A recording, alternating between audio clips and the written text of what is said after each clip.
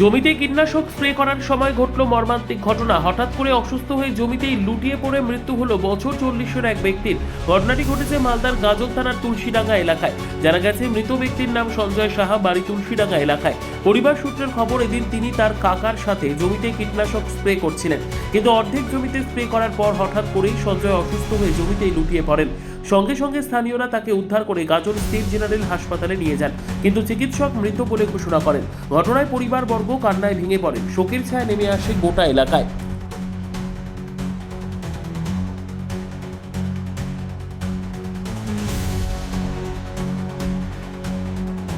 করতে গেলাম তো আচ্ছা। ওকে 400 টাকা কথায় মিক্সচার করছি আমি, খালি ওই ধারে করে স্প্রে করছি। কি মিক্সচার করছিলেন? ভুট্টা কিসের জমি? ভুট্টা জমি। ভুট্টা জমি, হ্যাঁ, তারপরে? তার ভিতরে উল্টো করে। আচ্ছা, তারপরে তারপর আমি শুরু করা হয়নি তখন? হ্যাঁ? শুরু করা হয়নি? না, অর্ধেকটা হয়েছে, অর্ধেকটা আছে। আচ্ছা, কে করছিল স্প্রে?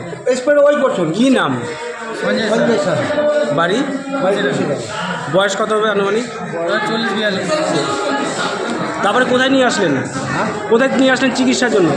আমি ওখানে আমারই টোটো ছোটো নিয়ে গেছিলাম। হ্যাঁ। টোটো করে 7-8 টাকা ডাকলাম, দিয়ে টোটো করে নিয়ে আসলাম কোথায় নিয়ে আসলেন? হসপিটাল।